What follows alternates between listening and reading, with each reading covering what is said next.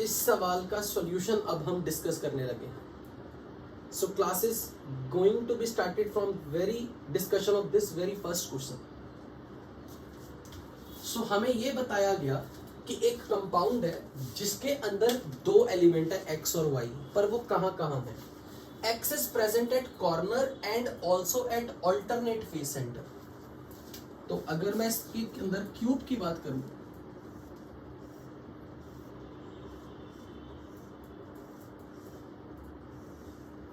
तो क्यूब में कॉर्नर पर एक्स एटम्स है at every corner, so there are 8 corner, तो मैं इसे एक्स बोल रहा हूं। This circular atom is X, let it be x.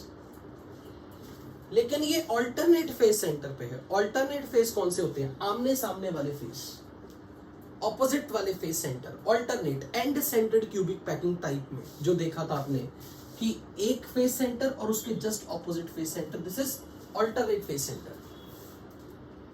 Y atoms is present at body centre, तो पूरी क्यूब के अंदर, पूरी बॉडी के इनसाइड सेंटर पे वाई है।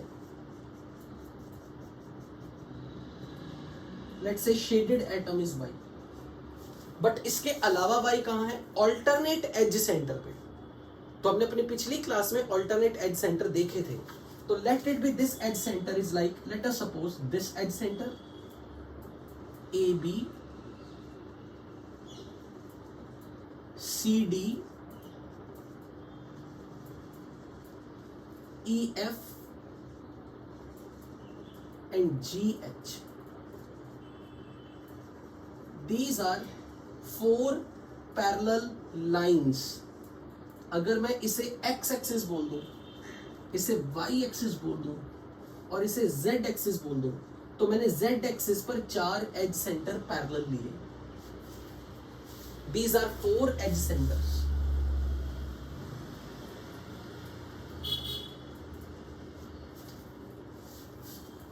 तो अगर हम इस कंपाउंड का फॉर्मूला देखें, दिस इज एच, तो alternate edge is parallel edge, parallel edge, parallel edge along the same axis.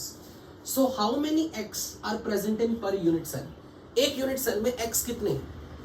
तो यहां पर एक्स की अगर मैं कंट्रीब्यूशन देखूं तो कॉर्नर पर 8 कॉर्नर पर हर एक की कंट्रीब्यूशन 1/8, और 2 फेस सेंटर पे, एक फेस सेंटर और दूसरे फेस सेंटर की कंट्रीब्यूशन हाफ काउंट करते हुए टोटल एक्स आएंगे आपके पास 2। और अगर मैं y की कंट्रीब्यूशन देखूं, y is present at body centre, body centre वाले एटम की कंट्रीब्यूशन है complete 1, and the atom of y which is lying at the edge center, and there are 4 such alternate edges and each edge contributes 1/4. So 1/4 times 4, this makes 2 atoms of y per unit cell. So before we remove any atom, before we remove the atoms from a given plane, formula of the unit cell is x2 y2. Total number of atom per unit cell is total number of atoms per unit cell 4. Now there is an imaginary plane which is passed from center of the cube, but such that that plane contains all the atoms from edge center and the face center।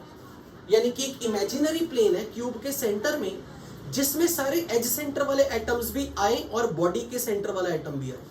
तो इसका मतलब वो plane cube के centre में से जो पास हुआ वो कुछ ऐसा था। बट हमें एक ऐसा प्लेन लेना है जिसमें एज सेंटर और फेस सेंटर्स आ रहे हो। तो ये देखिए यहां पे 4 एज सेंटर आ गए, ये फेस सेंटर्स आ गए। क्यूब के मिडल से अगर आप कोई प्लेन लोगे तो उसमें क्यूब का बॉडी सेंटर तो हमेशा ही आएगा। अगर आप पूरे क्यूब के मिडल में से एक प्लेन लोगे, चाहे आप हॉरिजॉन्टल प्लेन लो, वर्टिकल प्लेन लो, किसी भी डायरेक्शन में लो, क्यूब का सेंटर तो हर प्लेन में आएगा। बट ऐसा प्लेन लेने को कहा गया है जिसमें एजेस सेंटर सारे कवर हो जाए और फेस सेंटर भी आ जाए। ऐसे प्लेन से सारे एटम हटा दिए गए। तो कौन कौन हट गया? Y के ये चारों एटम हट गए, चारों एटम। एक्स के ये 2 एटम हट गए फेस सेंटर से। और दूसरी चीज यहां पर वाई का एक एटम जो सेंटर पे था ये भी हट गया। तो कौन कौन से एटम हट गए? So the plane carrying all edge center and face center also carries body centered atom.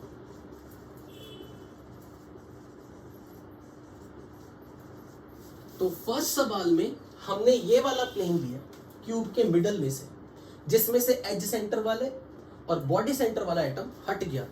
तो ये चला गया वाई, ये चला गया, ये x चला गया और ये y चला गया। तो अब इस क्यूब में सिर्फ x एटम्स बचे हैं। कहां कहां बचे हैं? ओनली कॉर्नर्स, ओनली कॉर्नर्स और कहीं भी नहीं। सो इसका मतलब अब की बार now in the cube in a unit cell there is only x atoms at corners. So how many total number of atoms there are at every corner? There are atoms and every corner atom contributes 1/8. So effectively there are only 1 atom of X per unit cell. So answer will be, before removing there were 4 atoms, after removing there is only 1 atom. So now answer will be 4/1. Answer is 4. Answer is 4. 4 atoms before any atom was removed. After removing, there is only 1 atom. अब जब आप इस plane से किसी भी atom को हटा रहे हो, जब उन्होंने ये बोल दिया if all atoms are removed from a plane, यानी कि अब की बार ये सारा एटम सब में से यहां से हर तरीके से हट गए सारे एटम इस प्लेन में से, तो उसमें से बॉडी सेंटर वाला y तो ऑटोमेटिकली हटेगा। ये पार्ट कुछ लोग मिस कर जाते हैं, क्योंकि इस प्लेन में से जो क्यूब के सेंटर में से प्लेन है, that is always carrying the atom at the centre of the body of the cube. इसलिए ये ध्यान में रखना, एक सिली मिस्टेक के कारण आपका सारा सवाल गलत हो सकता है। So those who have attempted it correct, very very happy for them, उन्होंने बहुत ध्यान से किया।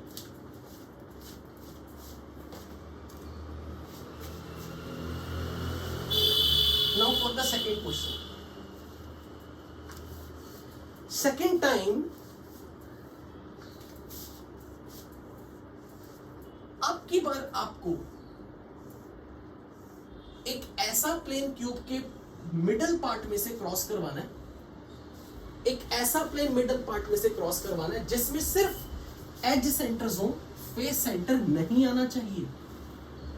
यानी कि अगर मैंने इस वक्त x की पोजीशन हर कॉर्नर पर है, x हर कॉर्नर पे, और यहां x 2 अल्टरनेट फेस सेंटर पे हो।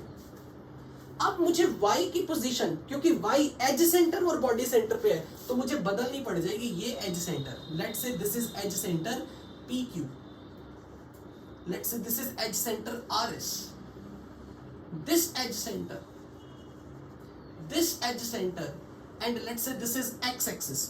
तो x एक्सिस के पैरेलल लाइंस जो जा रही हैं, यहां ऑल्टरनेटिव एज सेंटर है y के लिए, और यहां बॉडी सेंटर पर y है।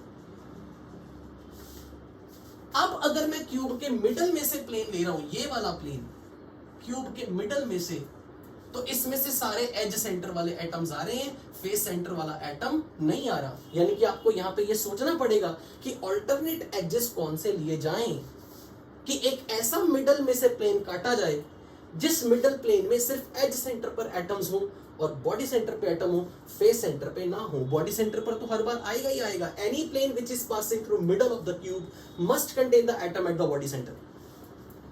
So now if all the atoms of this Y are removed, then complete crystal will have only X atoms.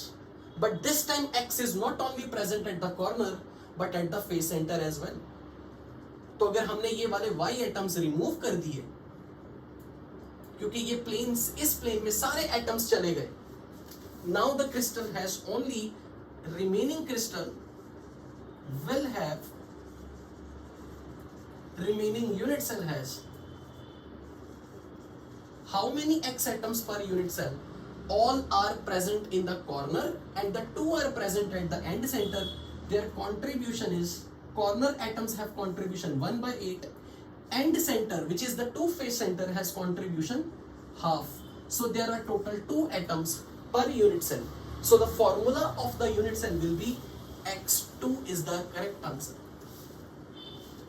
And for those both question, if someone has made correct, I'm really congratulating you, because I think आपने बहुत ध्यान से question किया. Very happy for them. तो ये मान के चलो इस तरह के क्वेश्चन आपको सॉलिड स्टेट में से, एडवांस में से भी दिखते हैं. चलिए, आई थिंक आपको नहीं लगता it's not like basically chemistry, it's like mental ability, mental aptitude type question.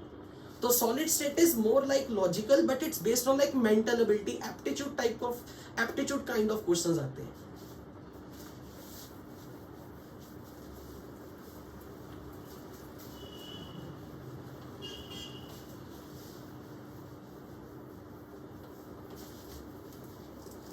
Okay, so now heading toward the next topic. हमने कल क्लास में क्यूबिक यूनिट सेल की सारी पूरी डाइसेक्शन कर ली थी. How many atoms in the front, how many atoms are in back, 3 dimensional lattice में फेस डायगोनल पे कितने एटम्स हैं, √2a डिस्टेंस पे कितने एटम्स हैं, √3a पे कितने हैं. हमने सारा डाइसेक्शन कर लिया था क्यूबिक पैकिंग का. तो अब 3 डायमेंशन में we are heading toward the next type of packing. In 3 dimension, we are going to study a new type of packing. We call it as body-centered cubic packing.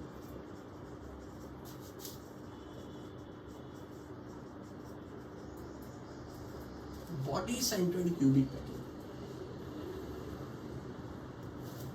But ये ध्यान में रखो, जब हम किसी सॉलिड को बनाने लगे 3 डायमेंशन में, तो हमारा स्केल्टन एक शीट है, एक शीट. और शीट में 2 डायमेंशन में आपने कितने तरह की पैकिंग पढ़ी थी? 2 तरह की पैकिंग पढ़ी थी, square close packing and hexagonal close packing. तो हमारी जो बॉटम शीट्स है, ईच शीट वो स्क्वायर क्लोज पैकिंग है अभी भी. Let's say I have 2 square close packing sheets.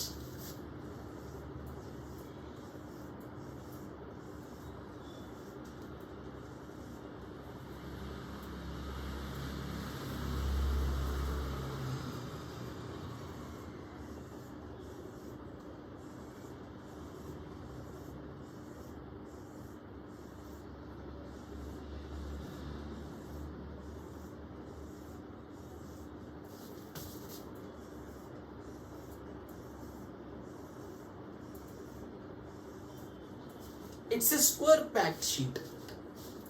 What should I call it as? Which packing in 2 dimension? AAAA या AB AB AB AB? Which packing in 2 dimension? This sheet. This is AAAAA. What this capital A represents? This A is representing sheet or this A is representing row? This is representing row. A row. A row. Now I have another sheet of same atoms. Of same atom I have another sheet.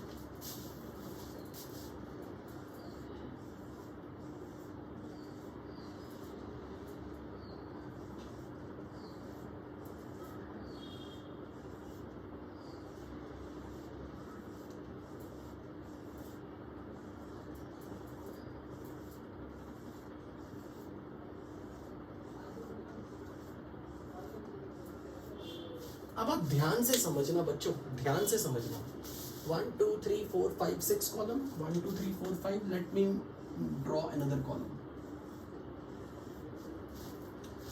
अगर मैंने इस sheet को exactly उठा के इस पे रख दिया कि ये एटम इसके ऊपर, ये एटम इसके ऊपर, ये एटम इसके ऊपर, ये एटम इसके ऊपर, यानी कि corresponding position of the atoms, the atoms occupying the corresponding position are identical.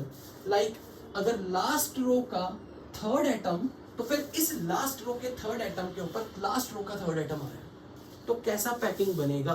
Like आपने ये शीट उठा के एग्जैक्ट इसके ऊपर रख दी, it will be perfect cube, simple cubic, but I am not going to do that because that what we have already studied yesterday. अब मैं ये कर रहा हूं, ये शीट उठा के मुझे रखनी तो है, पर मैं कुछ इस तरह से रखने लगा हूं. लुक एट हियर, इसको उठा के मैं इस पे रखूंगा, पर इसका जो पहला एटम है ना, पहला एटम ये यहां आ रहा है, यहां. आप समझे कि मैं शीट को कैसे उठा के रखूंगा? इसका पहला एटम यहां आ रहा है इस एम्प्टी स्पेस के ऊपर, और अब ये दूसरा एटम इस एम्प्टी स्पेस पे आ रहा है.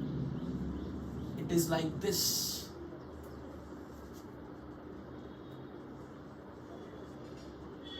आप अपनी कॉपी में ड्रॉ कर रहे हो, आप अपनी कॉपी में ड्रॉ कर रहे हो.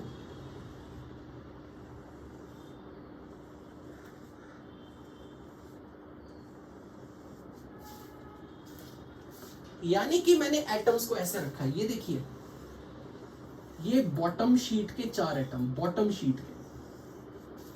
शीट के 4, तो ये टॉप शीट का 1, ये एटम इन 4 के खाली स्पेस के ऊपर आ रहा है. तो अगर मैं इसके नेक्स्ट बॉटम शीट के अनदर 4 ले लूं,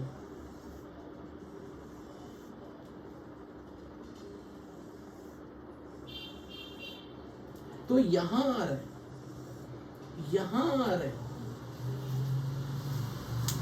तो अगर मैंने बॉटम शीट के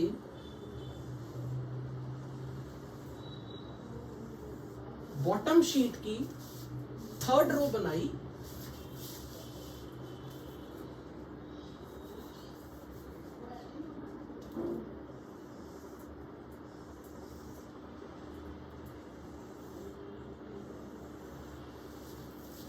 क्या मेरी बॉटम शीट स्क्वायर है? बॉटम शीट स्क्वायर है. जो सबसे नीचे रखी थी लेयर वो स्क्वायर है ना. लेकिन जो मेरी टॉप शीट है उसको मैं यहां रख रहा हूं एटम्स को. अगर आप डिफरेंट कलर से बनाओगे तो बहुत अच्छा रहेगा. पर मुझे ये बताओ, आपको क्या जो मेरी टॉप शीट के एटम्स दिख रहे, टॉप शीट, वो भी तो स्क्वायर क्लोज है, वो भी तो यही है. क्या टॉप शीट भी तो स्क्वायर है, स्क्वायर क्लोज पैकिंग. पर पिछली बार जो हमने कल जो किया था और आज वाली किया, इसमें फर्क क्या है? पिछली बार हमने कल जो कर रहे थे, सेकंड शीट के एटम्स को फर्स्ट शीट के एटम पे डायरेक्ट रख रहे थे ऊपर. पर अब मेरी ये शीट ऐसी नहीं लग रही आपको? अगर मैं आपको थोड़ा इमेजिन करवाऊं, क्या आपने अब वाली शीट, ये स्क्वायर क्लोज पैकिंग है, ये भी स्क्वायर क्लोज पैकिंग है. कल आपने ऐसे रखी थी, आज मैं ऐसे रख रहा हूं. ये देखो, ऐसे नहीं, यू. क्या आप ये फील कर पा रहे हो कि ये मेरी शीट ऐसे स्लाइड की हुई है?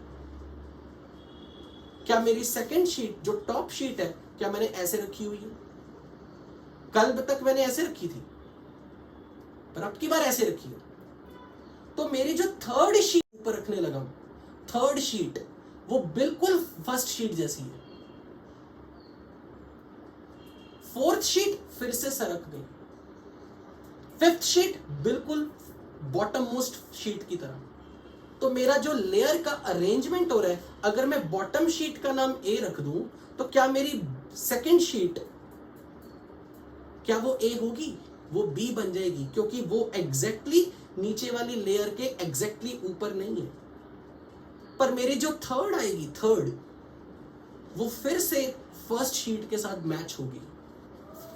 But remind it, bottom most sheet is what? Square close packed layer और hexagonal close packed. जो मेरी शीट है, बॉटम वाली शीट, वो कैसी है? स्क्वायर क्लोज पैक्ड या hexagonal close packed? Its square close packed. और जो शीट मैंने रखी है, ये शीट मैं इसके ऊपर रखने जा रहा हूं. ये मेरी सेकंड शीट है. ये कैसी है, स्क्वायर क्लोज पैक्ड या हेक्सागोनल क्लोज पैक्ड? ये भी तो स्क्वायर क्लोज पैक्ड है. Next layer lying above bottommost sheet is also square close packed.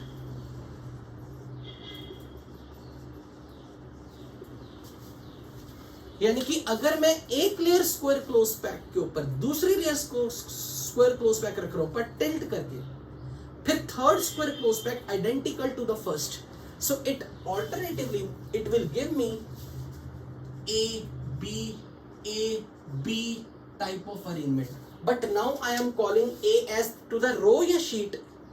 A is the name which is given to the row or sheet. This is sheet, A sheet, then B sheet, A sheet, B sheet, but all these sheets are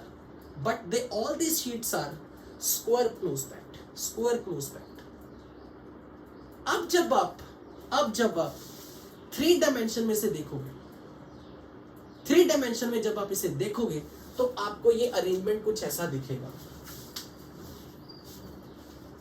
it will look like something.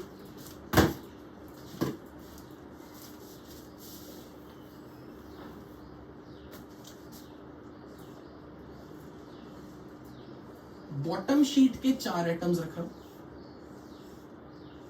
ये देखिए मैं कौन से bottom sheet पे रखा. Look at here, 1 2 3 4.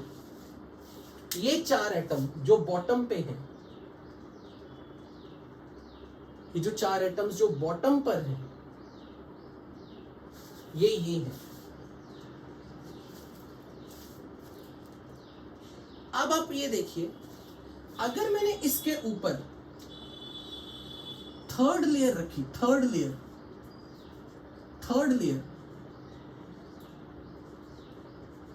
Layer में third sheet is identical to the first sheet. तो अगर ये बॉटम शीट है तो यहां पर भी बिल्कुल थर्ड शीट में एग्जैक्ट अरेंजमेंट होगा बॉटम मोस्ट शीट जैसा. This is sheet A, this is sheet A, but जो एटम सेकंड शीट का था वो इन चारों के बीच में कहीं आ जाएगा, इन चारों के कहीं बीच में. First and third sheet are identical looking, but जो सेंटर में एटम है वो सेकंड शीट वाला ये एटम है.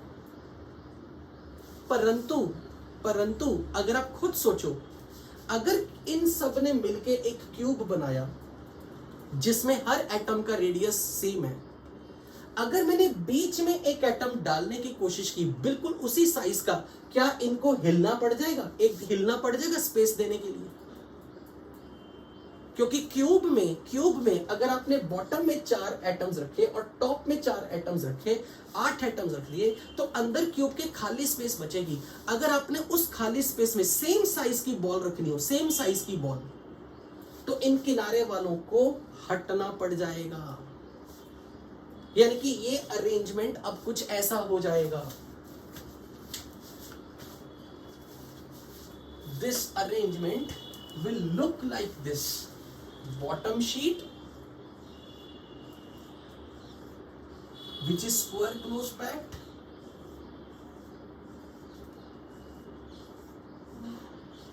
बट जब मैं इसके ऊपर कोई एटम रखूंगा वो यहां कहीं आएगा, यहां कहीं, यहां कहीं, यहां कहीं, यहां कहीं.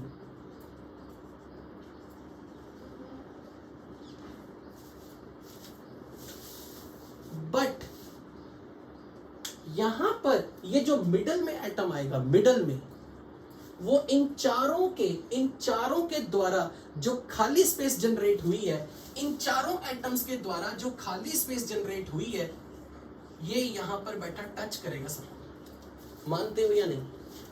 क्योंकि सारी बॉल्स का साइज, सारे एटम्स का साइज सेम है, सारे एटम्स का साइज सेम है. और इसके ऊपर जब मैं तीसरी शीट बिछाऊंगा ये एटम ये है। तो जब मैं इसको तीसरी शीट ऊपर बिछाऊंगा, ये फिर से बिल्कुल बॉटम शीट की तरह होगा, पर अब की बार ये जो सेंटर वाला है, सेंटर वाला ये चारों को ऊपर टच करेगा, चारों को नीचे टच करेगा, पर ये आपस में टच नहीं करेंगे। बोलो मानते हो या नहीं मानते हो? तो 2 डायमेंशन शीट है, बॉटम में भी 2 डायमेंशन है और उसके ऊपर भी 2 डायमेंशन है, पर 2 डायमेंशन में जैसे ही मैंने तीसरी लेयर बिछाने की कोशिश की, तीसरी लेयर, तो नीचे वाली सारी बॉल्स को हिलना पड़ जाएगा। इन शॉर्ट, अगर किसी को ये चीज नहीं समझ आई तो आप ऐसे इमेजिन करोगे कि एक क्यूब था,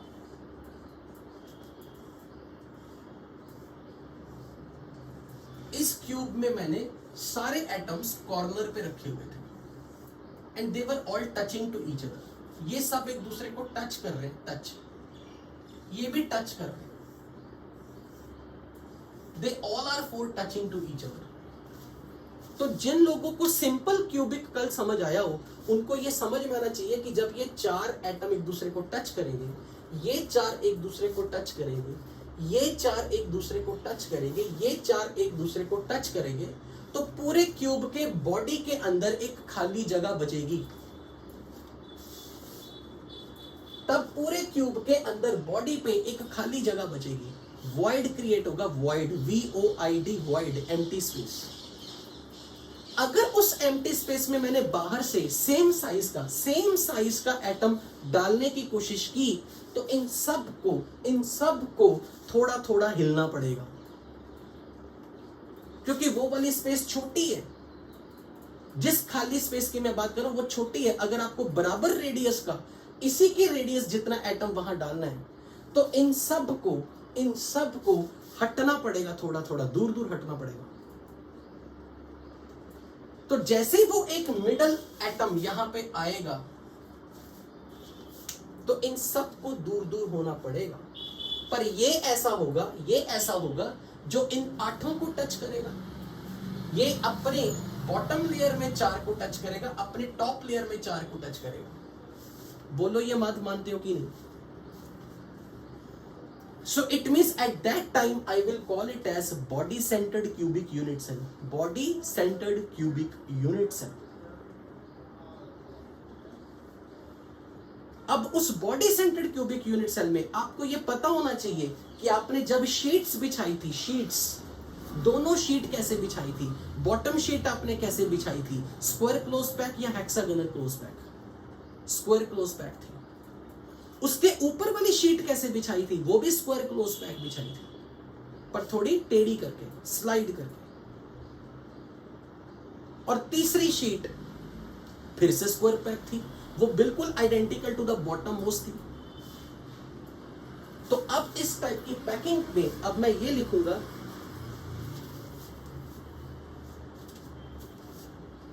in this packing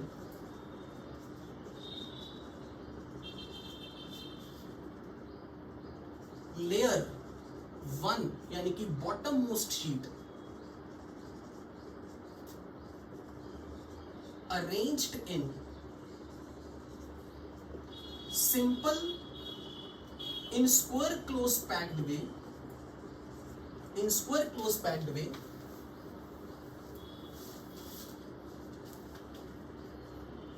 in the layer 2 atoms are arranged in square close packed way, are placed over the layer 1 as shown.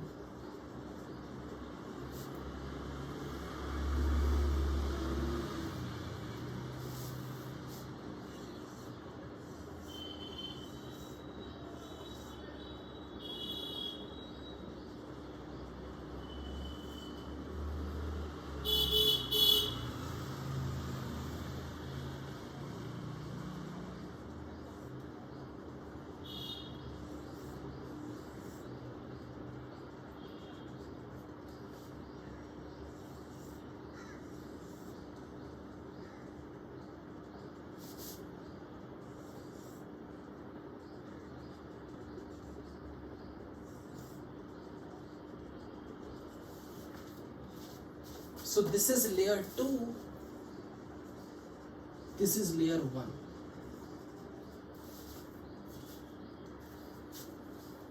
पर मुझे आपसे एक सवाल पूछना है, क्या एक कमरे का बॉडी सेंटर, एक क्यूब का बॉडी सेंटर साथ वाले कमरे के बॉडी सेंटर को टच करेगा या नहीं करेगा? सेकेंड शीट का एटम अपनी ही सेकेंड शीट के दूसरे एटम को क्या टच कर पाएगा?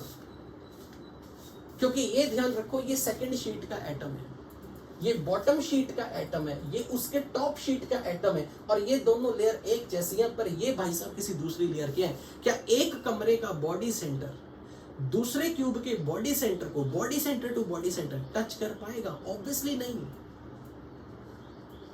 पर ये सब, यहां का बॉडी सेंटर, साथ वाले कमरे का बॉडी सेंटर, ये एक बॉडी सेंटर है, ये डॉटेड सर्कल एक बॉडी सेंटर है, ये डॉटेड सर्कल एक बॉडी सेंटर है। Body centre, body centre, body centre, body centre, body centre, body centre, second sheet है, सेकंड शीट, तो वो भी स्क्वायर क्लोज पैक्ड लेयर में, यानी कि सारे बॉडी सेंटर को ज्वाइन करने से एक स्क्वायर पैक्ड शीट आएगी। क्यों? क्योंकि इस वक्त सारे एटम्स का रेडियस सेम था, सारे एटम्स का रेडियस सेम था। ये बीच वाला, ये बॉटम लेयर को टच करेगा, अपनी टॉप लेयर वालों को टच करेगा, पर ये अपनी लेयर वालों को टच नहीं करेगा। So you should be very clear that this bottom पे जो बॉडी सेंटर है, ये अपने नीचे वालों को तो टच कर रहा है, अपने ऊपर वालों को टच कर रहा है, पर ये अपनी लेयर के किसी दूसरी बॉडी सेंटर को टच नहीं कर रहा।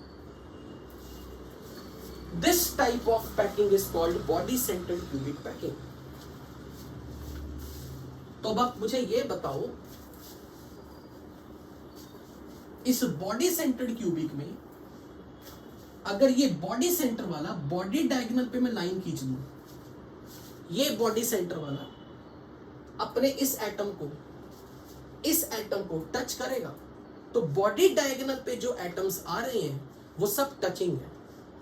और अगर इसकी एज लेंथ ए हो तो क्या बता सकते हो बॉडी डायगोनल की लेंथ कितनी होगी?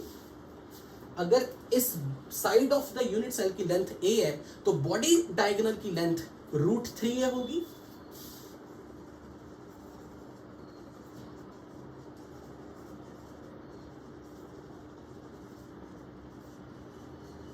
और उस बॉडी डायगोनल पे मिडल एटम, ये कॉर्नर एटम और ये कॉर्नर एटम तीनों टच कर रहे होंगे।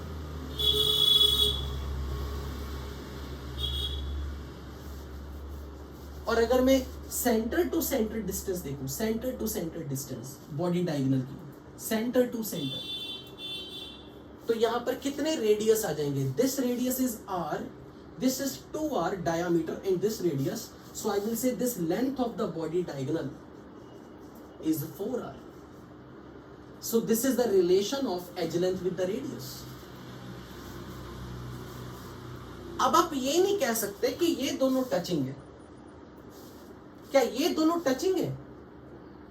क्या ये दोनों टच कर रहे हैं? नहीं कर रहे। आप ये नहीं कह सकते सर एक एज लेंथ पे इसका रेडियस और इसका रेडियस टच कर रहा है, a is 2r, a is not 2r, this time √3a is 4r। तो बॉडी सेंटर्ड क्यूबिक के लिए ये फॉर्मूला यूज करना है। जब भी कभी आपको रेडियस और एज लेंथ का रिलेशन पूछा हो तो बीसीसी लैटिस में आप ये यूज करोगे। Now the point is how many number of atom per unit cell, number of atoms per unit cell, क्योंकि कॉर्नर पर एटम्स है और एक बॉडी के सेंटर पे, तो कॉर्नर पर 8 कॉर्नर पर सबकी कंट्रीब्यूशन 1/8 और एक बॉडी सेंटर पे 2, टोटल एक बॉडी सेंटर वाला एटम और ये कॉर्नर वाला atom, there are 2 atoms per unit cell.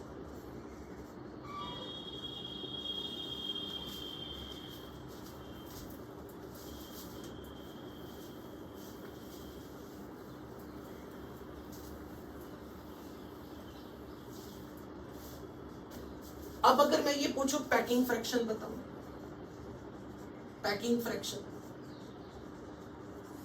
How much percentage of volume is occupied, percent volume occupied. तो हम कैसे निकालते थे, पूरे क्यूब का वॉल्यूम, उसमें से कितना वॉल्यूम एटम्स ने ऑक्यूपाई किया। हमारे एटम्स कितने हैं, 2 एटम्स हैं, तो 2 एटम्स का वॉल्यूम, और अगर हर एटम स्फेरिकल तो एक एटम का वॉल्यूम 4/3 पाई आर क्यूब, और 2 एटम्स का 4/3 पाई आर क्यूब का डबल। तो ये 2 एटम्स का टोटल वॉल्यूम अगर आपको मालूम है, उसे पूरे क्यूब के वॉल्यूम से डिवाइड कर दो, that is actually space which is fraction of the space which is being occupied by one atom. So this is volume occupied by 2 atoms divide by volume of the cube. And एक atom का volume 4/3 pi r cube, 2 atom का volume 4/3 pi r cube into 2, और cube का volume a cube, side of the cube is edge length, this is edge length.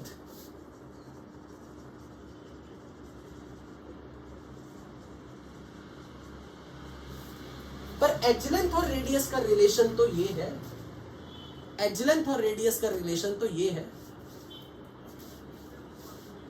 तो ये क्या बन जाएगा, 4/3 pi into 2 into r upon a whole cube. But you know that √3a is 4r. So what is r by a? r by a is √3/4. So I'm putting this value over here. तो ये बन जाएगा अपने पास √3/4 का cube. What will be after solving? जब आप ये सारा सॉल्व करोगे, ये कितना बनेगा, चेक करना, 0.68 आएगा।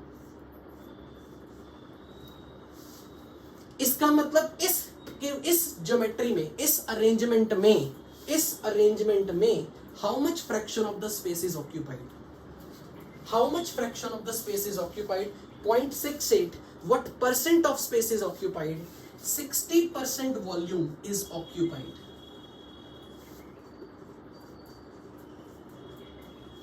Therefore, what is the percentage space? What is the percentage empty space?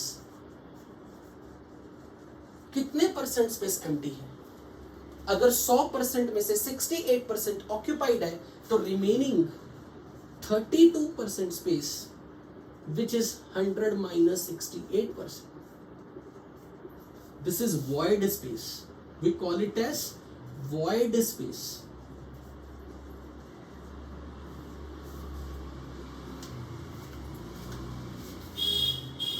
क्योंकि इस पूरे क्यूब में टोटल एटम्स जो कॉर्नर पर थे वो 8 थे, उन सबकी कंट्रीब्यूशन 1/8 है।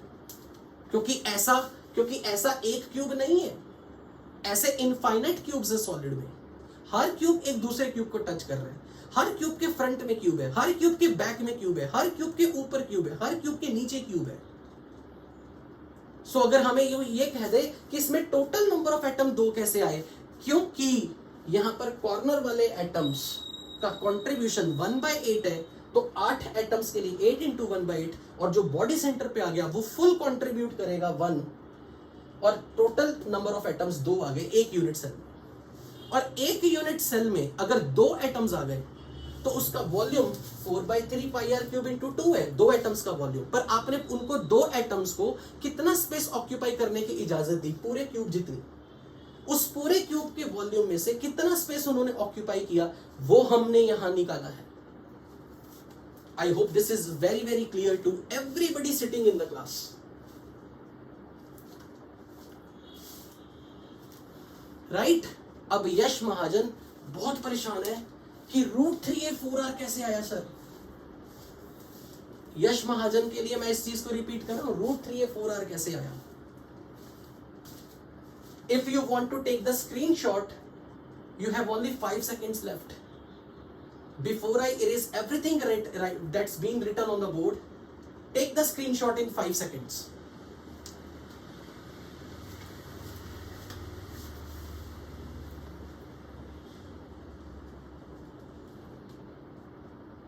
Okay.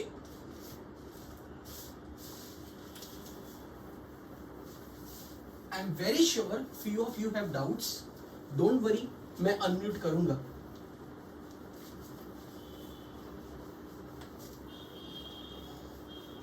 यश ध्यान से सुनियो, फॉर यू। यश एक चीज ये देख, कल जो तूने पढ़ा था ना, कल क्यूबिक यूनिट सेल में,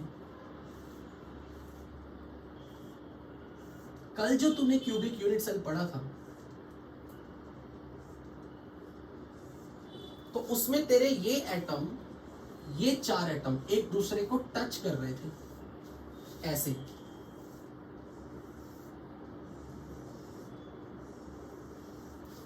ये 4 एटम तेरे टच कर रहे थे, और इसके ऊपर भी ये 4 एटम टच कर रहे थे।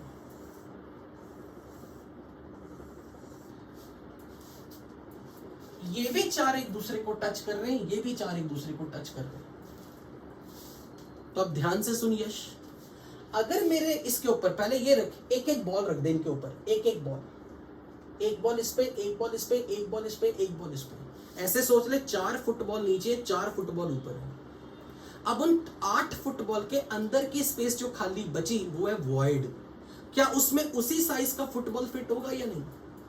क्या इसके अंदर ये जब चारों टच करेंगे, इसके अंदर जब तू एक एटम फेंकेगा, क्या वो सेम साइज का हो सकता है? नहीं ना, क्योंकि अंदर की स्पेस छोटी है।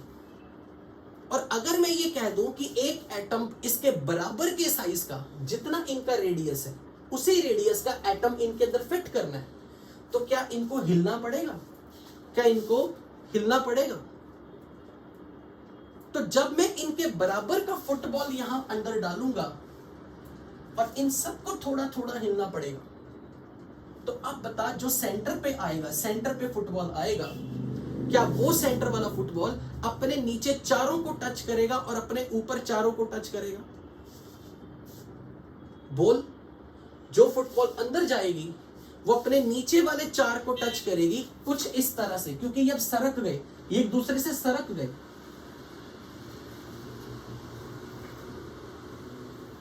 तो ये ऐसा हो गया, और इसके ऊपर भी 4 है। अब इसके ऊपर, इसके ऊपर, इसके ऊपर, इसके ऊपर है, तो जो क्यूब बनेगी उसके बॉडी डायगोनल पे, बॉडी डायगोनल पे जो क्यूब बनेगी उसकी बॉडी डायगोनल पे ये कॉर्नर, ये कॉर्नर, ये एटम, और जो तूने इसके ऊपर रखा ये एटम, ये वाला एटम, और जो तूने इसके ऊपर रखा, वो बॉडी डायगोनल पे 3 टच कर रहे होंगे एक दूसरे को। बोल, मानता है या नहीं? कोई भी बॉडी डायगोनल ले ले, ये इसके साथ और इसके ऊपर जो रखा। अब यहां पे शिवम पटेल का ये कहना है कि सर ये जो लेयर्स हैं, अब ये जो लेयर्स हैं, क्या ये स्क्वायर पैक्ड क्लोज लेयर तो नहीं रहेंगी? उसकी बात वैसे गलत तो नहीं है, पर पूरी तरह सही भी नहीं है। स्क्वायर क्लोज पैक्ड लेयर तब तक होती जब तक ये सब एक दूसरे को टच कर रही होती, पर स्क्वायर क्लोज पैक्ड वर्ड तब यूज किया जाता है जब आपने 2 डायमेंशनल शीट बिछाई है। जब आपने 3 डायमेंशनल शीट बिछा दी, जब आपने ऊपर एक शीट बिछा दी, हम इसको भी बॉटम लेयर के इस अरेंजमेंट को भी स्क्वायर क्लोज पैक्ड बोल रहे हैं, क्योंकि हम ये बताना चाह रहे हैं शिवम पटेल कि ये जो 2 डायमेंशनल शीट है इसका यूनिट सेल स्क्वायर है। ये जो 2 डायमेंशनल शीट है इसका यूनिट सेल स्क्वायर है, और ये स्क्वायर लैटिस बना रही अकेली 1 लेयर। भले ही हम इसको ये नहीं कह रहे कि ये टचिंग है, वो टच कर ही नहीं सकते अब, लेकिन वो लेयर अभी भी स्क्वायर क्लोज पैक्ड टाइप लगे कहलाएगी, क्योंकि उसका जो यूनिट सेल होगा वो स्क्वायर जैसा होगा। तो जब हम कभी पैकिंग का नाम रखते हैं, square close packing, hexagonal close packing, close word का मतलब ये जरूरी नहीं कि टच होना ही चाहिए। क्लोज वर्ड सिंपली इतना बता रहा है एटम्स जितने डिस्टेंस पे हैं वो अपनी मैक्सिमम क्लोजनेस वाली डिस्टेंस पर ही है। जितने पे उनको होना चाहिए उतनी क्लोजनेस है, पर जो हमारा यूनिट सेल है वो एक स्क्वायर टाइप ही अभी भी, इसलिए वो टू डायमेंशन की बस एक लेयर का नाम दे दूं, एक लेयर टू डायमेंशन में वो square close pack. Is that clear Shivam? Text me. पर अब अगर पैकिंग का नाम रखना है तो वो 3 डायमेंशनल पैकिंग के हिसाब से बोल रहे हैं, 3 डायमेंशनल पैकिंग। अब ये 2 डायमेंशनल पैकिंग रही नहीं। और प्रियांशु ने बिल्कुल ठीक बोला कि ये जो बॉडी डायगोनल पे ये जो 3 एटम होंगे, ये एक डायगोनल पे आ गए, एक लाइन में आ गए, वो लीनियर है, कोलिनियर है। जो बॉडी डायगोनल वाले ये 3 एटम आ गए, ये कोलिनियर हो गए, एक लाइन पे आ गए।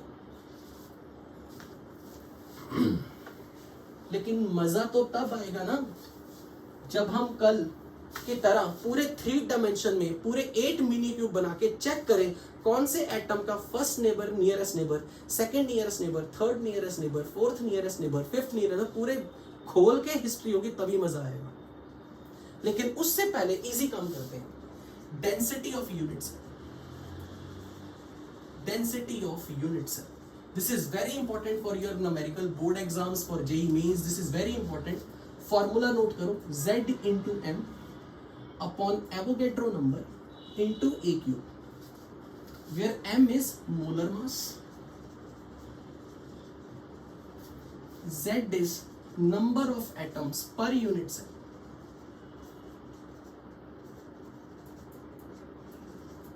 A is edge length, Na is Avogadro number। ये फॉर्मूला सुबह दोपहर शाम खाना खाने के बाद 2-2 बार ये प्रैक्टिस होनी चाहिए, इस पे डेंसिटी के न्यूमेरिकल्स आएंगे ही आएंगे। And this formula is only valid for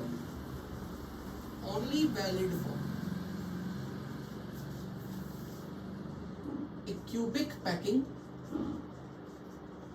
in which all atoms are identical, all atoms are identical। अब ये फॉर्मूला आया कहां से, रटना नहीं है, समझ के हम करेंगे। मान लो बच्चों, ये जो आपने अभी किया था ना body centred cubic unit cell, body centred cubic unit cell में यहां एटम्स रखे थे। मान लो ये सारे एटम एक एलिमेंट सोडियम के हैं, मान लेता हूं सोडियम, पोटाशियम ले लो, चलो let's say I am talking of potassium, it is solid, we are talking of solid state. तो डेंसिटी का formula mass by volume. Volume किसका? यूनिट सेल का वॉल्यूम। यूनिट सेल की डेंसिटी निकालनी है, वॉल्यूम ऑफ यूनिट सेल। और unit cell एक cube है तो वॉल्यूम ऑफ क्यूब तो हो गया ए क्यूब। अब इसमें मास कितने एटम्स का रखना है, कितने एटम्स इस यूनिट सेल में? क्या 9 एटम थे 8 कॉर्नर पर और एक बॉडी सेंटर पे? क्या 9 एटम थे? नहीं ना, 2 थे ना। वो 2 आपने काउंट कैसे किए थे? Number of atom per unit cell, 8 into 1/8 plus 1 contribution count करने के बाद आपने 2 गिने थे, तो वो Z है। Number of atom per unit cell is let's say 2 atom का मास। अब पोटाशियम के एटॉमिक मास अगर है, इसका एटॉमिक मास अगर 39 है तो इसके 39 ग्राम में एवोगैड्रो एटम्स है, मोल कंसेप्ट। लेकिन मुझे मास कितने एटम्स का रखना है? 2 एटम्स का। तो यूनिटरी मेथड बताओ कि अगर एवोगैड्रो एटम्स का मास 39 है तो 2 एटम का मास तो इतना होगा ना, 2 into 39 bye Avogadro number, 2 into 39 bye Avogadro number. तो ये 2 क्या आ गया? Z। 39 क्या आ गया? एटॉमिक मास या मोलर मास? मैं एटॉमिक मास वर्ड यूज करूंगा क्योंकि मैंने ये कहा इस वक्त ये फॉर्मूला सिर्फ उन्हीं के लिए है जहां पर all same atoms are at the corner, all same atoms are at the body centre. So in a unit cell all atoms are identical. I am talking of element, I am talking of an element. तो अगर 2 into atomic mass 2 into atomic mass, which is m, capital M, atomic mass.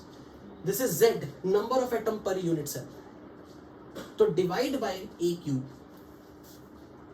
अब a cube क्या है? Edge length. अब यहाँ पे एक बच्चे ने पूछा सर एटम्स तो 2 ही रहेंगे हमेशा, ये तो पैकिंग पे डिपेंड करता है. कल जब आपने सिंपल क्यूबिक पढ़ा था, सिंपल क्यूबिक में कितने एटम पर यूनिट सेल आए थे? 1. तो वहां पर आपको एक एटम का मास रखना था. देखो जरा खोलो नोट्स, कल सिंपल क्यूबिक यूनिट सेल आपने पढ़ा था ना, तो सिंपल क्यूबिक यूनिट सेल में यहाँ एक एटम आया था. तो जहां किसी यूनिट सेल के अंदर number of atom per unit cell आपको पता लग गया, तो आपको उतने नंबर ऑफ एटम का टोटल मास रखना है. तो ये जनरल फॉर्मूला हो गया. अब एक बात बताओ, अगर एक एफसीसी होता, face centred cubic unit cell होता, face centred cubic, provided I am talking of only element, I am not talking of compound, क्योंकि अगर मैंने कंपाउंड लिए तो एक से ज्यादा एलिमेंट एटम, एक से ज्यादा एलिमेंट्स के एटम होंगे. हम उनकी बात कर रहे हैं जब प्योर मेटल की बात, पोटेशियम ओनली, सीजियम, बेरियम. तो अगर कोई हमसे ये कहे कि फेस सेंटर्ड का अगर कोई क्वेश्चन आ जाए, फेस सेंटर्ड लैटिस, जिसमें सारे एटम कॉर्नर पर होते हैं और हर फेस के सेंटर पे होते हैं, तो total number of atom per unit cell कितने आते हैं उस केस में? 4 आते हैं ना. ये क्वेश्चन में गिवन होगा. क्वेश्चन में जब भी डेंसिटी का आएगी क्वेश्चन में, तो ये आपको बताया जाएगा this element crystallises in FCC lattice, FCC arrangement, ये बताया जाएगा.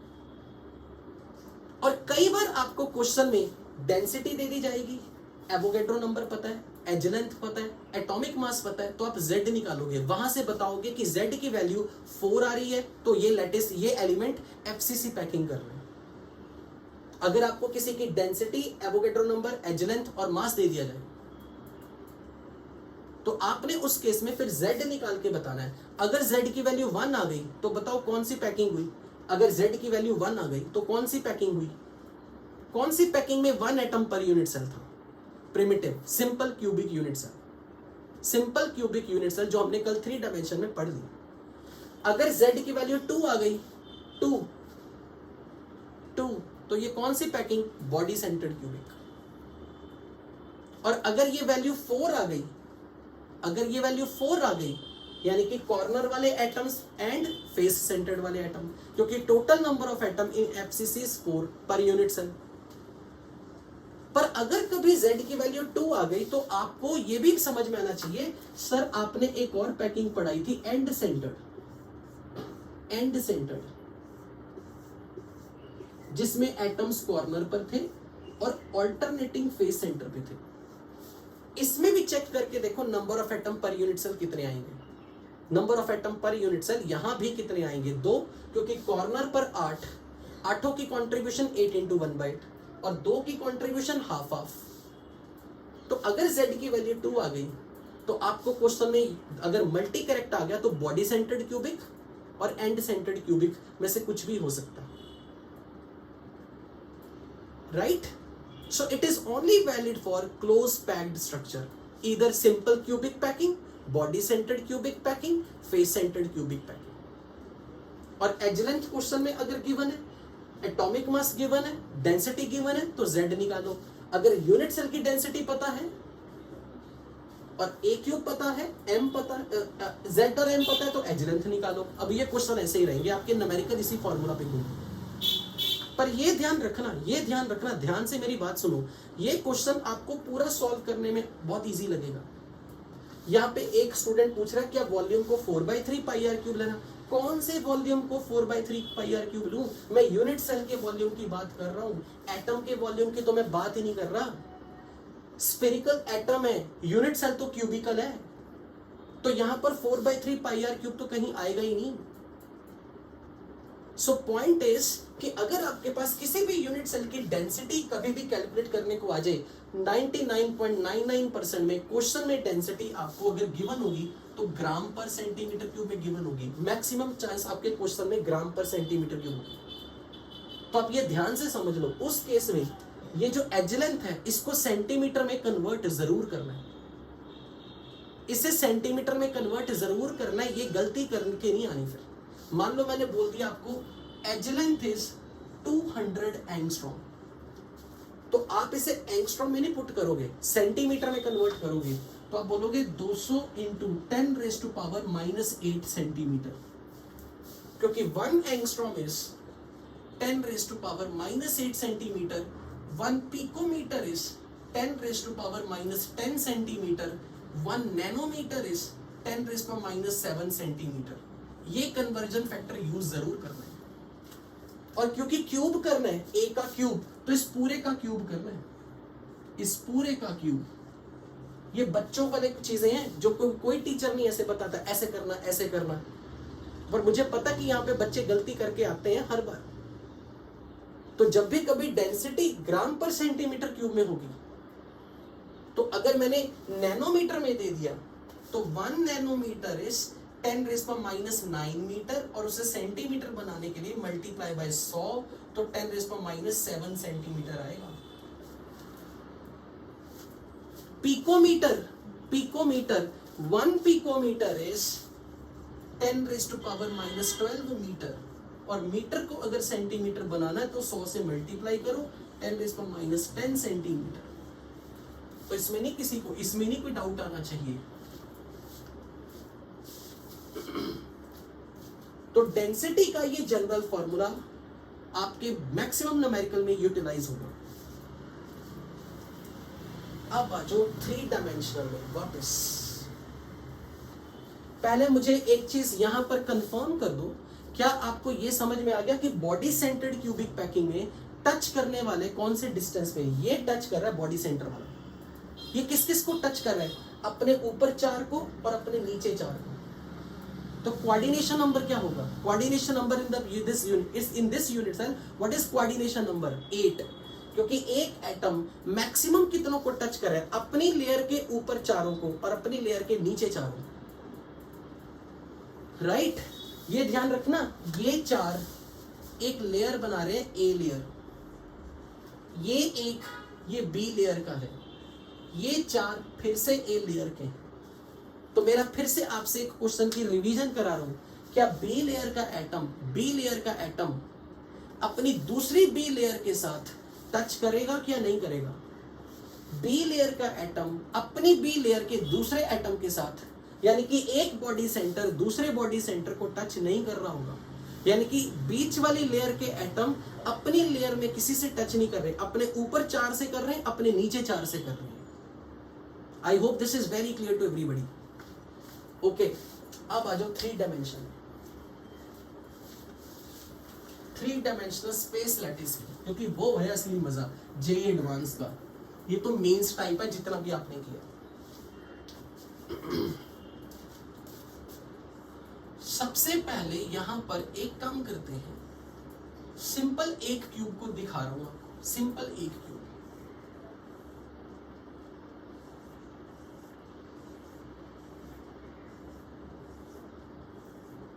यहां पर एक एटम बॉडी सेंटर पे रख दिया, इसका नाम रख दिया 1 1 2 3 4 5 6 7 8 एंड 9।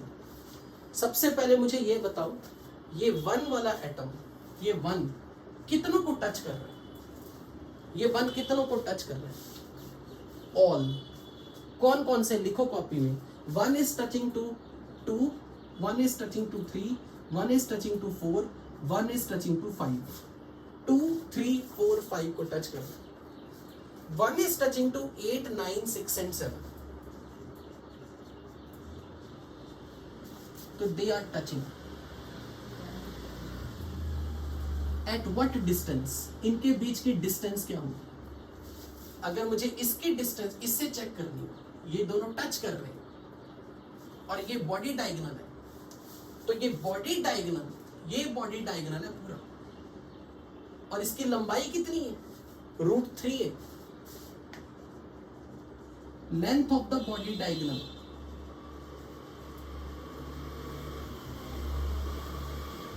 और इसका हाफ, क्योंकि हम यहां से यहां तक की डिस्टेंस निकाल रहे हैं। So how many atoms are at nearest distance? 8 atoms. क्योंकि जो दो एटम के बीच में ये डिस्टेंस है वो टच कर रहे हैं। अब इस एटम के लिए इसकी डिस्टेंस बताओ कितनी है। इसके लिए इसकी डिस्टेंस a,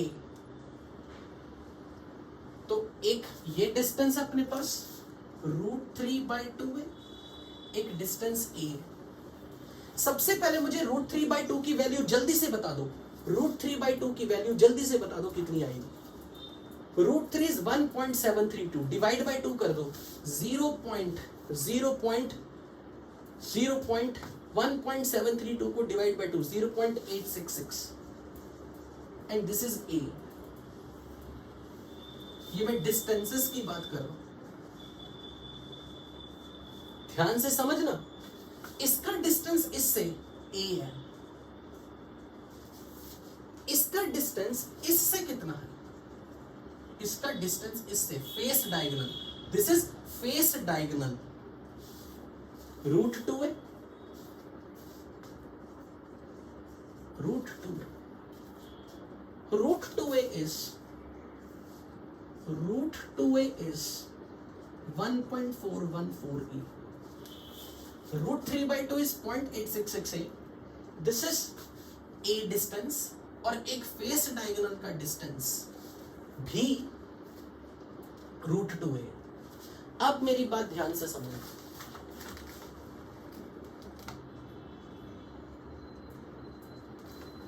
और ये सब अच्छा, इसका डिस्टेंस यहां से यहां तक, टोटल डिस्टेंस ये यहां से यहां तक कितना, यहां से यहां तक का डिस्टेंस √3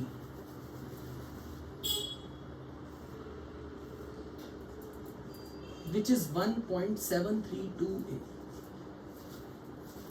क्या ये डिस्टेंसेस बढ़ते हुए क्रम में दिख रहे हैं? 0.861, 1.41, 1.732, ये डिस्टेंस इंक्रीजिंग ऑर्डर में दिख रहा है ना। और ये डिस्टेंस आपको पता लग गया ना, इसका इसके साथ डिस्टेंस बॉडी डायगोनल वाला, इसका इसके साथ डिस्टेंस एज लेंथ वाला, इसका फेस डायगोनल वाला डिस्टेंस, और इसका बॉडी सेंटर वाले एटम से डिस्टेंस। मैंने इस एटम के रिस्पेक्ट में अगर मैं बात करूं, मैंने इसका डिस्टेंस काउंट कर लिया, इससे इसका डिस्टेंस काउंट कर लिया, इससे इसका डिस्टेंस काउंट कर लिया, इससे इसका डिस्टेंस काउंट कर लिया, मैंने 4 डिस्टेंसेस काउंट कर दिए। अब मुझे एक बात बताओ, अब मुझे एक बात बताना, एक क्यूब मैथ्स आपने लगानी और एक नेबरिंग क्यूब,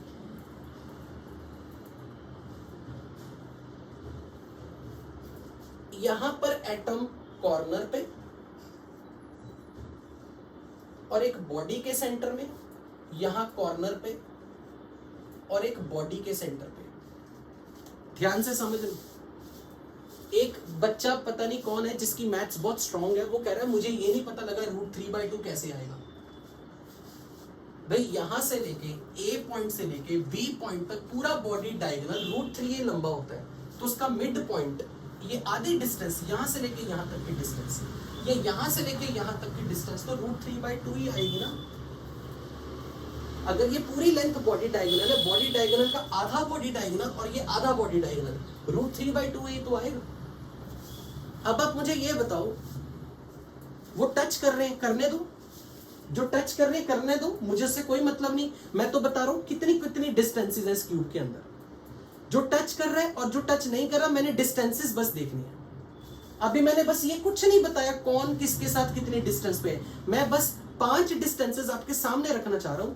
इस कॉर्नर वाले एटम का इसके साथ डिस्टेंस a है, इस कॉर्नर वाले का इसके साथ डिस्टेंस √2a है, इस कॉर्नर का इससे डिस्टेंस √3a है, और इसका इससे डिस्टेंस √3/2a है। राइट, मैं इसको फिक्स कर रहा हूं, लेट्स से मैंने इसको फिक्स कर दिया। राइट, अब कोई ढक्कन इंसान है आपकी क्लास में, मुझे उसको नाम नहीं बोलना चाहिए, वो कह रहा है सर ये a के बराबर क्यों है, उसको ये डाउट है कि ये a के बराबर क्यों है, तो मैं उसको क्या जवाब दूं कि मैंने क्यूब की एज लेंथ कितनी माननी है, a। अब मेरा एक सवाल बताओ, ध्यान से सुनना बच्चों, अगर मैं इस फेस सेंटर से ये कॉर्नर का डिस्टेंस देखना चाहूं, ध्यान से सुनना, इस कॉर्नर वाले एटम को, ये कॉर्नर वाला एटम, ये कॉर्नर वाला एटम, इससे इस फेस सेंटर की डिस्टेंस निकालना चाहता हूं। ये वाले फेस सेंटर की इससे तो टच कर रही है, टच। तो हमारे कमरे का कॉर्नर, हमारे कमरे के बॉडी सेंटर की बात नहीं कर रहा हूं, मैं पड़ोस वाले कमरे के बॉडी सेंटर की बात कर रहा हूं। यानी कि मैं इसकी डिस्टेंस ये निकालना चाहता हूं, ये यहां से लेके यहां तक। तो क्या मैं उसे ये बोल सकता हूं, पहले यहां से यहां आ जाओ और फिर यहां पे फेस सेंटर से लेके यहां तक पहुंच जाओ। अगर मैं इस पॉइंट से इस फेस के सेंटर पे चला जाऊं और फेस सेंटर से इस डायगोनल को ज्वाइन कर दूं, तो मुझे वो डिस्टेंस मिलेगी? अभी भी नहीं समझ रही? ये इतनी आसान भी नहीं है समझनी, क्योंकि मैथ्स आपकी बहुत स्ट्रांग है ना, इसलिए।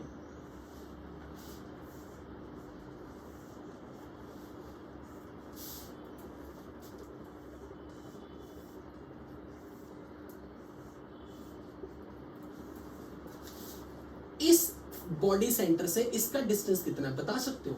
यहां का डिस्टेंस कितना होगा अगर ये पूरी लेंथ ए है? यहां से यहां का डिस्टेंस कितना होगा? a/2, a/2। अब यहां से यहां तक का डिस्टेंस कितना होगा? फेस सेंटर से फेस सेंटर का a। तो क्या आपको यहां से लेके यहां तक की डिस्टेंस PQ पता लगी? राइट। अब ये डिस्टेंस कितनी है?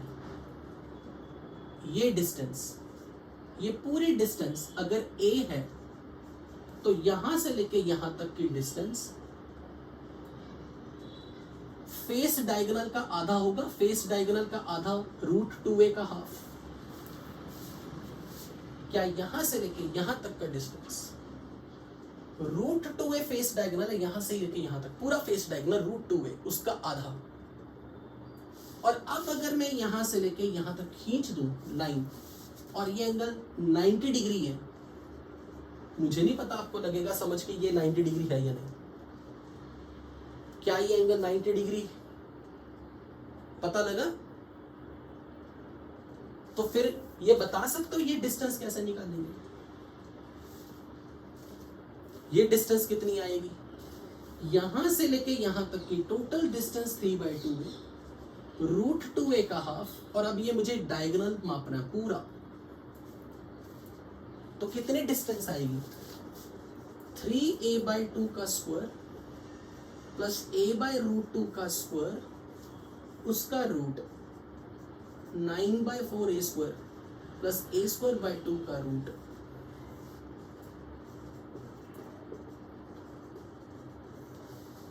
Which is √11/2। मानते हो या नहीं?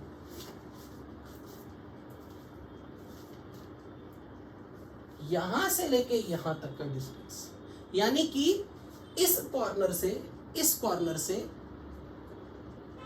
इस कॉर्नर से, अब ये बताओ, इस कॉर्नर से अपने क्यूब का बॉडी सेंटर नहीं, अपने क्यूब का बॉडी सेंटर नहीं, साथ वाले क्यूब के बॉडी सेंटर का कॉर्नर से डिस्टेंस है। Myself from Resonance Studio, please announce that instead of physics class now there will be maths class. Okay, बच्चों आपकी शायद मेरी क्लास के बाद फिजिक्स की क्लास है, तो आपकी मैथ्स की क्लास होगी इसके बाद। तो ये अनाउंसमेंट अभी मैं बता रहा हूं कि अभी जो आपकी नेक्स्ट क्लास होगी वो मैथ्स की होगी। तो यहां पर हमने ये डिस्टेंस जो निकाले, अब मुझे एक बात बताओ, ये जो √11/2 वैल्यू आई है, √11/2, ये मैं किसके बीच में रखूं? इन दो के बीच में रखूं या इन दो के बीच में रखूं? √11/2, √11/2 की वैल्यू सॉल्व करके देखो कितनी आती है। क्या वो नंबर 1.4 और 1.73 के बीच में आएगा, या फिर 1 और 1.4 के बीच में आएगा? Check it. √11/2 क्या मैं इन दो के बीच में रखूं, 1.4 और 1.73 के बीच में? तो अब मैं बोलूंगा, ध्यान से समझना, this is nearest distance, first nearest, second nearest, third nearest, fourth nearest, fifth nearest तक पहुंच गए हम पूरे 3 डायमेंशन में जो डिस्टेंसेस होंगी इस एटम की। सबसे नियरेस्ट ये, उससे नियरेस्ट ये, उससे नियरेस्ट ये, और ये बहुत दूर है इससे, लेकिन इसके लिए उसके बाद जो नियरेस्ट होगा पड़ोस के कमरे का बॉडी सेंटर।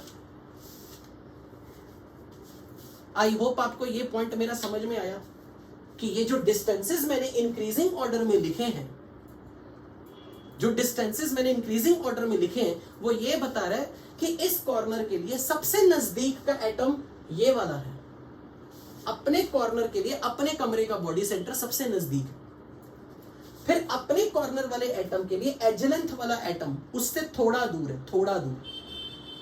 फेस डायगोनल वाला ज्यादा दूर, पर बॉडी डायगोनल वाला बहुत दूर है। उससे भी पहले कौन सा आ जाएगा? अपने कॉर्नर से नेबरिंग कमरे का बॉडी सेंटर। क्योंकि ये जेई एडवांस के क्वेश्चन बनते हैं जहां पर मैं चाहता हूं कि आपकी विजन ब्रॉड हो। कि आपको कोई पूछे what is the first nearest distance, what is the second nearest distance, ये उसी के लिए जिसकी मैथ्स थोड़ी बहुत ठीक हो, मैथ्स थोड़ी बहुत ठीक हो। क्योंकि उसको ये इमेजिन करना पड़ेगा कि यहां से लेके यहां तक का डिस्टेंस 3/2a है, फिर ये डिस्टेंस a/√2 है क्योंकि ये फेस डायगोनल का आधा है, फिर यहां से लेके यहां तक की डिस्टेंस अपने पाइथागोरस थ्योरम में रखने का। तो अब मैं इसको पूरे 3D स्पेस में लेके जा रहा हूं क्योंकि ये डिस्टेंसेस आपने इंक्रीजिंग ऑर्डर में नोट कर लिए। ओके,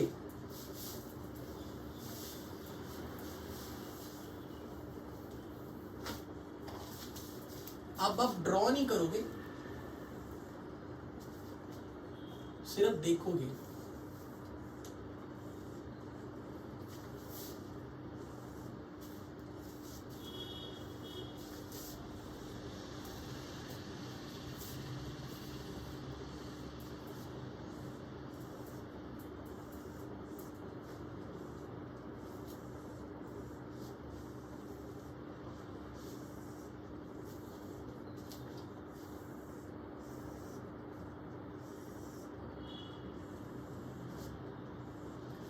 तो यहां कितने मिनी क्यूब दिख रहे हैं आपको? कितने मिनी क्यूब दिख रहे हैं? 8 मिनी क्यूब। 8 मिनी क्यूब के हर कॉर्नर पे एटम। चेक करो क्या ये आपको एक मिनी क्यूब दिखा जिसके 8 कॉर्नर पे मैंने एटम रखे? 8 कॉर्नर पे ये एक मिनी क्यूब दिखा जिसके मैंने 8 कॉर्नर पे एटम्स रखे, और इसका बॉडी का सेंटर यहां कहीं, यहां कहीं बॉडी का सेंटर। फिर अब मैं अगला मिनी क्यूब ले रहा हूं, 1 2 3 4, 1 2 3 4, यानी कि फ्रंट वाला मिनी क्यूब, फ्रंट वाला मिनी क्यूब, इसका बॉडी सेंटर कहीं यहां पे। इसी तरह इसका कहीं बॉडी सेंटर, इसका कहीं बॉडी सेंटर, हर मिनी क्यूब का बॉडी सेंटर।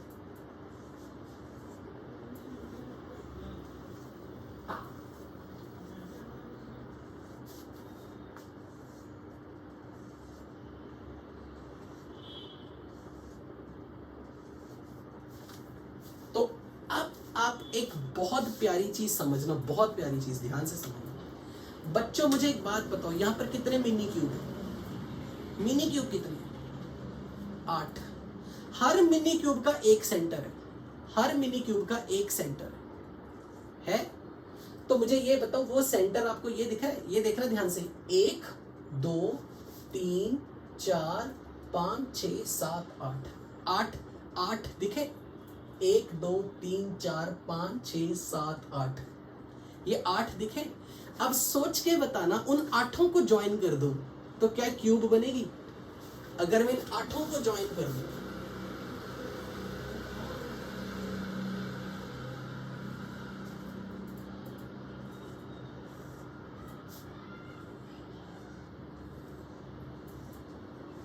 एक क्यूब बनेगी 8 को। उस क्यूब का उस क्यूब का बॉडी सेंटर ये होगा, उस क्यूब का बॉडी सेंटर ये होगा जहां मेरी फिंगर है, और वो एक कॉर्नर है, वो एक क्यूब का कॉर्नर है, वो एक क्यूब का कॉर्नर है। ये दिखा आपको? क्योंकि मुझे ये दिखाने चीजें, तब आपको फील आएगी अरे हाँ, कि अगर मैं सारे क्यूब के बॉडी सेंटर्स को ज्वाइन कर दूं ना, सारे क्यूब के बॉडी सेंटर्स को ज्वाइन कर दूं, तो एक मिनी क्यूब बनेगी। उस मिनी क्यूब का बॉडी सेंटर किसी क्यूब का, किसी मिनी क्यूब का कॉर्नर था। तो एक्चुअल में पूरे बड़े क्यूब में जितने भी आप कॉर्नर देख रहे हो ना, जितने भी कॉर्नर आप देख रहे हो, वो किसी ना किसी मिनी क्यूब के बॉडी सेंटर बनेंगे। ये किसी ना किसी मिनी क्यूब के बॉडी सेंटर बनेंगे। और जो आपको बॉडी सेंटर दिख रहा है, ये जो आपको बॉडी सेंटर दिख रहे हैं, ये किसी ना किसी मिनी क्यूब के कॉर्नर बन जाएंगे। आई होप आपको ये लाइन समझ में लगी। नहीं लगी तो टेंशन मत लेना, मैंने जस्ट आपके ऊपर बम्पर मारा था, बस आपको ये समझाना था। क्या आपको ये मिनी क्यूब दिखे? ये जो बॉडी सेंटर ज्वाइन करके क्या एक क्यूब बनता दिखा? क्या आपको ये जो हर क्यूब का सेंटर, ये ड्राइंग अगर मैं आपको कभी बनानी सिखाऊंगा आने वाले टाइम में, मेरी मजबूरी होगी कि मुझे आपको ये ड्राइंग बनानी सिखानी है, तो अगर आप उसमें ये चीज ध्यान से देखोगे, हर क्यूब का सेंटर के सारे पॉइंट्स ज्वाइन कर दोगे तो आपको एक नई मिनी क्यूब दिखेगी। जबकि ये कॉर्नर्स, ये जो इस छोटे क्यूब के जो कॉर्नर दिख रहे हैं, वो हर मिनी क्यूब का बॉडी सेंटर है। ये किसी का बॉडी सेंटर था, किसी क्यूब का, यानी कि बॉडी सेंटर मिलके फिर से एक क्यूब बना रहे हैं, जिसका फिर से बॉडी सेंटर एक कॉर्नर है। ये चीज जस्ट मैंने एडिशनल अपनी तरफ से ऐड ऑन की कि आपको एक विजन, इमेजिनेशन बढ़ा दूं। बट हमारा ये पॉइंट नहीं था। हमारा पॉइंट क्या था वो सुनो। अब मुझे एक बात बताओ, इस एटम के लिए ध्यान से समझना। अब मुझे नंबर ऑफ नेबर्स देखने, नंबर ऑफ नेबर। जो एटम टच कर रहा था √3/2 पे, जो एटम √3/2 पे टच कर रहा था सबको, अभी आपने गिनती की थी 1 2 के साथ, 1 3 के साथ, 1 4 के साथ, एक लिस्ट लिखी थी ना, तो वो नियरेस्ट नेबर 8 थे। नंबर ऑफ नेबर 8 थे। ये लिखा था ना 1 3 के साथ, 1 2 के साथ, ऐसे करके 8 की लिस्ट। तो नंबर ऑफ नियरेस्ट नेबर 8 है। कितनी डिस्टेंस पे है? √3/2 पे। लेकिन अगर कोई मुझे ये कह दे, ध्यान से देखना, एक छोटे क्यूब को ले लूं, ये एटम को a डिस्टेंस पे कितने एटम मिलेंगे? इस एटम को a डिस्टेंस पे कितने एटम्स मिलेंगे? इस डिस्टेंस पे, a डिस्टेंस पे, ध्यान से देखना। अगर ये a पे मिलेगा तो ये भी a पे मिलेगा, ये भी a पे मिलेगा। 3 दिखे ना आपको, 3 पर एक्चुअल में ये 6 है। ये देखो ऐसे, इसको a डिस्टेंस पे ये मिलेगा, ये एजलेंथ a, ये एजलेंथ a, ये एजलेंथ a, ये एजलेंथ a, और ये फ्रंट और ये बैक। यानी कि a डिस्टेंस पे 6 लोग दिखेंगे, क्योंकि इसके राइट में a, लेफ्ट में a, ऊपर a, नीचे a, राइट। अब आप ये चेक करो, जो फेस डायगोनल डिस्टेंस थी √2a पर अपने पास कल जो हमने काउंटिंग की थी, कल जो हमने काउंटिंग की थी, ये सेम 12, ये कितने थे? 12। और जो √3a डिस्टेंस थी, कल हमने जो काउंटिंग की थी वो 8। ये कल वाली सेम काउंटिंग। अब मुझे आपसे ये करवाना है √11/2 पे कितने। तो अब ध्यान से सुनना। बेसिकली मैं क्या चाहता हूं, आपको ये पता लग चुका है, ध्यान से।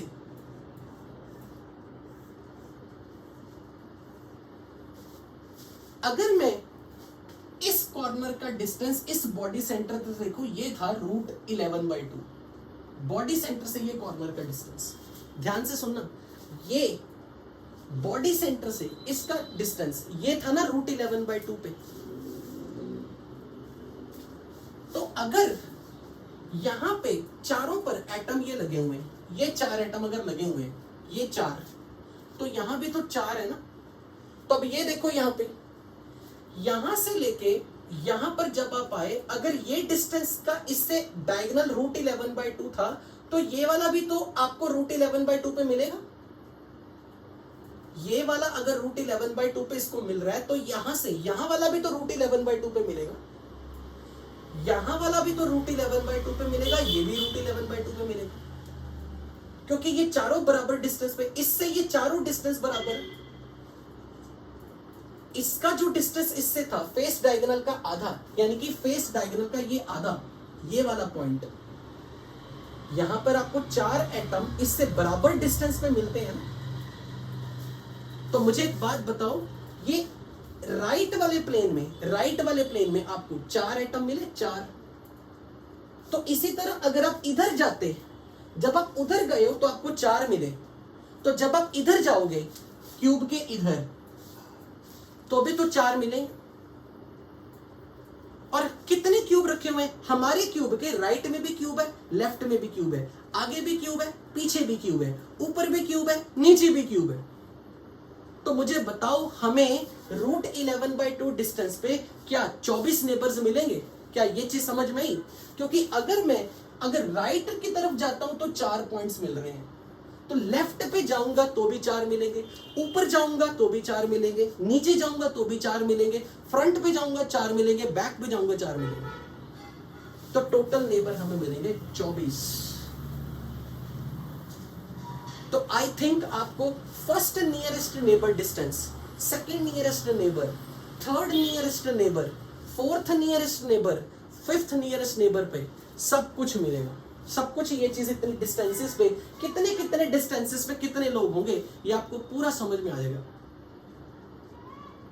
तो आई होप आपको बॉडी सेंटर्ड वाला ये सारी चीज क्लैरिटी से समझ में आएगी कि बॉडी सेंटर्ड में ये हम कितने डिस्टेंस पे कौन सा एटम है, ये हम कैसे समझते हैं, राइट। तो अब यहां पर किसी ने, पुलक गुप्ता ने पूछा कि मुझे फोर्थ वाला फिर से समझा दो। तो पुलक, सिंपल सी बात है, तेरे पास क्यूब के किस किस तरफ क्यूब है? राइट में क्यूब है, लेफ्ट में क्यूब है, नीचे क्यूब है, ऊपर क्यूब है। पर ये मत भूल, फ्रंट में भी क्यूब है, बैक में भी क्यूब है। तो इसके बॉडी सेंटर से यहां पे जब तू गया था, ये कॉर्नर और ये बॉडी सेंटर की डिस्टेंस तुमने √11/2 निकाली थी। तो यहां पर ये डिस्टेंस भी a/√2 है, ये भी a/√2 है, ये भी a/√2 है, और ये भी a/√2 है। तुझे क्या ये चीज पता लगी कि अगर ये a/√2 है तो ये भी a/√2 है, ये a/√2 है तो ये भी a/√2 है। तो ये चारों पॉइंट का डिस्टेंस इससे इतना होगा। बोल जल्दी, ये चारों पॉइंट का डिस्टेंस इससे इतना ही होगा, इतना। तो ये तो एक्स एक्सिस पे गया ना, एक्स एक्सिस पे। तो तू वाई एक्सिस पे भी तो जा, जेड एक्सिस पे भी तो जा। तो जब तो एक्स एक्सिस पे जा रहा है पॉजिटिव साइड पे, तो नेगेटिव एक्स एक्सिस पे भी जा। अगर तू वाई एक्सिस पे ऊपर जा रहा है तो नेगेटिव वाई एक्सिस पे भी जा, और अगर तू जेड एक्सिस पे बाहर आ रहा है तो बैक पे भी तो जा। तो हर तरफ तो तुझे 4 एटम्स ऐसे मिलते जाएंगे, तो टोटल 24 एटम मिलेंगे। So I guess this is all about today's class, जिसमें आपको बॉडी सेंटर्ड क्यूबिक एक फील आनी चाहिए। पर जो सबसे इंपॉर्टेंट पॉइंट मेरी नजरों में आपको ये रियलाइज होना चाहिए कि यहां पर अगर हम हर मिनी क्यूब के बॉडी सेंटर को टच कर दे, एक और क्यूब बन जाएगा, और उस क्यूब का बॉडी सेंटर होगा किसी मिनी क्यूब का कॉर्नर। यानी कि 3 डायमेंशनल स्पेस में हर समय बॉडी सेंटर किसी का कॉर्नर है और कोई कॉर्नर किसी का बॉडी सेंटर बन रहा होगा। तो अगर आपको कोई पूछे ये किसी का कॉर्नर है, तो आप बोलोगे सर ये किसी का बॉडी सेंटर भी हो सकता है। तो आई थिंक आपको ये दिमाग की जो एक्सपेंशन है ना, वो बड़ी करानी हमने इस चैप्टर के through. So with this I am going to end up the meeting. मेरी भी नेक्स्ट क्लास का टाइम है, आपकी भी नेक्स्ट क्लास का टाइम है। अभी आज जब मेरी ऑलमोस्ट शाम को सारी क्लासेस खत्म होंगी, तो मैं सॉलिड स्टेट का होमवर्क आपको असाइन करूंगा। तो आज शाम तक मैं एक्सरसाइज 1 पार्ट 1 पार्ट 2 में सॉलिड स्टेट का कुछ होमवर्क ग्रुप में पोस्ट करूंगा। So thank you so much, enjoy your day, मिलते हैं नेक्स्ट क्लास में।